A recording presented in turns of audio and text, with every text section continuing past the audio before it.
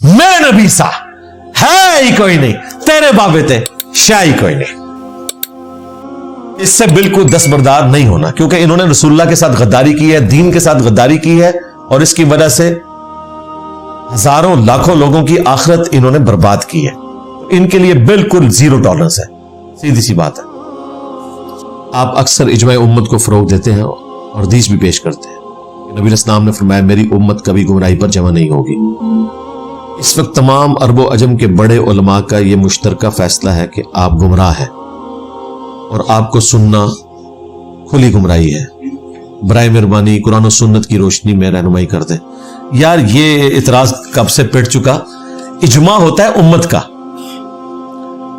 मौलवी अपनी रोटी रोजी बचाने के लिए जो इकट्ठे बैठ जाते हैं तो इससे इजमा हो जाता है। अगर इस तरह इजमा होता है तो मुझे बताएं, क्या बरेलवी अवाम और उनके उलमा का ये इजमा नहीं है कि सिर्फ जनती फिरका वो है, बाकी सब जहन्नमी है, और बाकियों का इनके बारे में नहीं है?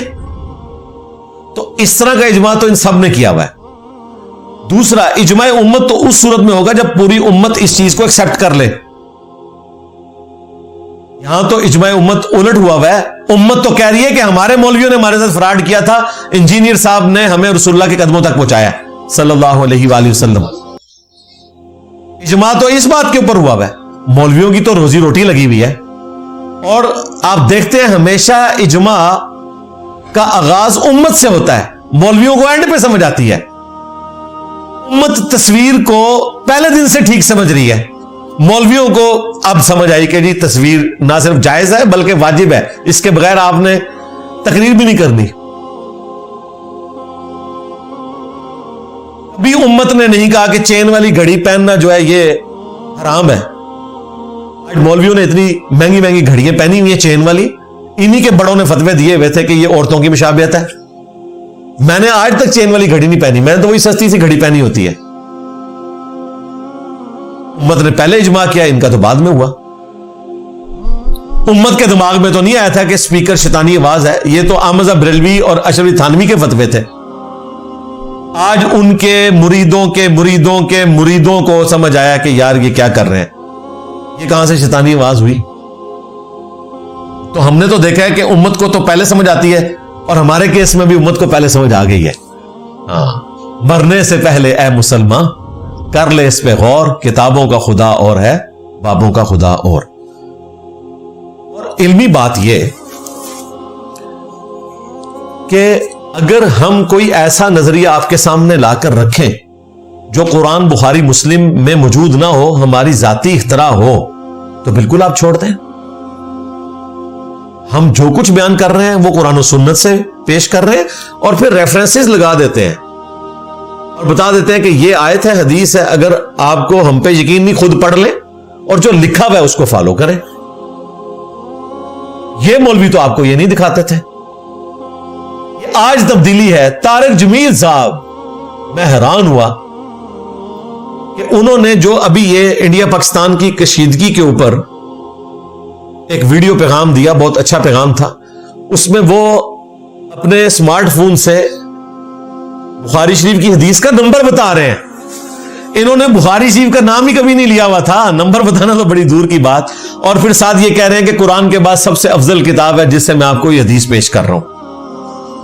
दुश्मन से मुकाबले की कभी भी तमन्ना ना करो, अल्लाह से आफियत का सवाल करो, लेकिन जब एज ए लास्ट रिजल्ट मुकाबला हो तो फिर साबित कदम रहो, और याद रखना जन्नत तलवारों के साए के नीचे है।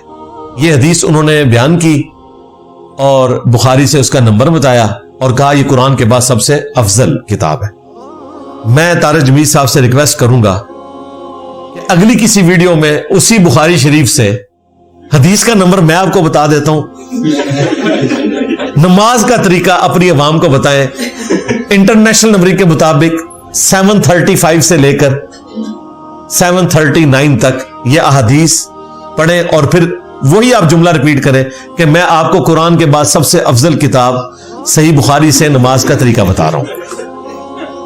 अब मुझे बताएं, आप खुद बोलकर कहें कि कुरान के बाद सबसे अफजल किताब है और नमाज का तरीका आपका उसके खिलाफ हो, तो भाई इजमाए उम्मत तो आपके खिलाफ हुआ है कि आप लोग उम्मत को सही बात नहीं बता रहे। इन लोगों का क्या एतबार है भाई? ये लोग निजी महफिलों में बैठ के एक दूसरे को काफिर करार देते हैं, जुम्मे के खुतबों में काफिर करार देते हैं, और रमजान नशरियात में इकट्ठे बैठकर KFC खा रहे होते हैं। टोटल नजरियातीपन इनका ये है। ये वीडियोस लीक ना होती तो आपको कभी पता चलता? खादिम रिजवी साहब अहले हदीस को और देवबंद को सूअर से भी बदतर समझते हैं और इनकी अजानों का भी एहतराम नहीं करते, इनकी मसाजिद का भी एहतराम नहीं करते।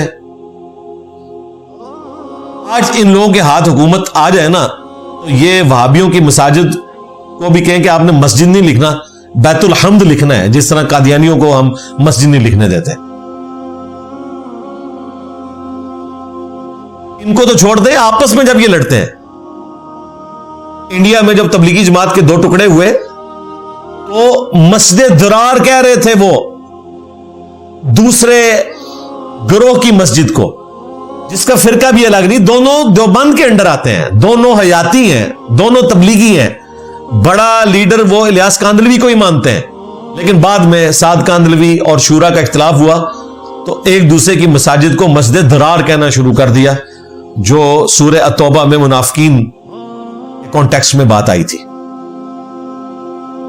अल्लाह का शुक्र है ये इतराज पिट चुके हैं। आप मेरी मजलिस 50 और मजलिस 100 देख लें। रमजान में शैतान कैद होता है, तो जो हम रमजान में गुनाह करते हैं वो हमारा नफ्स करवाता है।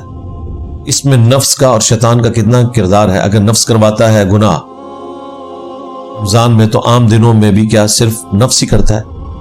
देखिए, आम दिनों में शैतान ने इतना जोर लगा कि नफ्स को अपना शागिर्द खास बना लिया होता है कि अगर उस्ताद जी 1 महीने की छुट्टी पे चले भी जाएं तो कोई फर्क नहीं पड़ता। ये नफ्स एक ऐसा शागिर्द है जो अपने उस्ताद की गैर मौजूदगी में भी बड़ी ईमानदारी से अपना काम करता रहता है।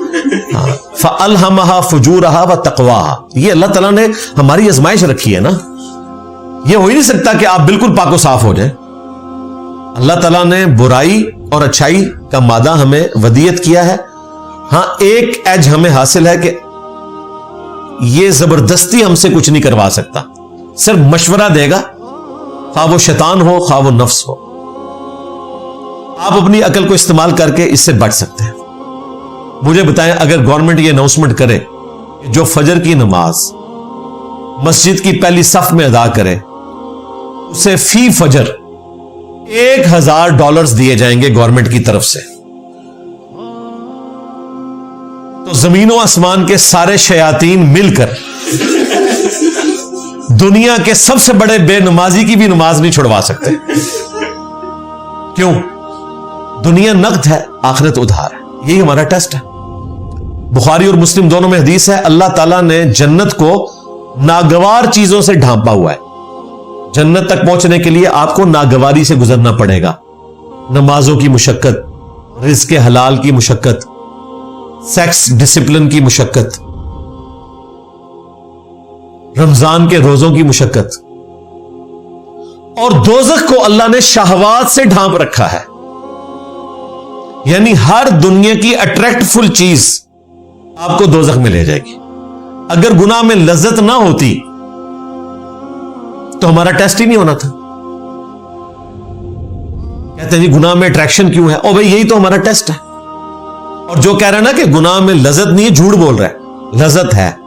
और अगर आपको इस तरह की कोई फील नहीं आती तो अल्लाह का शुक्र अदा करेंगे, अल्लाह ने आप पर खौफ खुदा का गलबा ऐसा किया कि उस लज्जत की तरफ आपका ध्यान नहीं, वरना लज्जत तो है। और यह पॉसिबल है कि किसी शख्स को उस लज्जत से नफरत हो जाए। दुनिया में भी ऐसा होता है।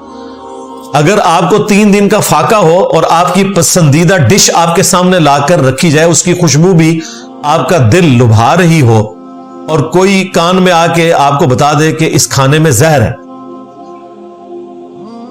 क्या होगा? उसकी खुशबू आपको अट्रैक्ट नहीं करेगी, उल्टा भूख भी मर जाएगी। क्यों? उसके शर की तरफ आपकी नजर चली गई।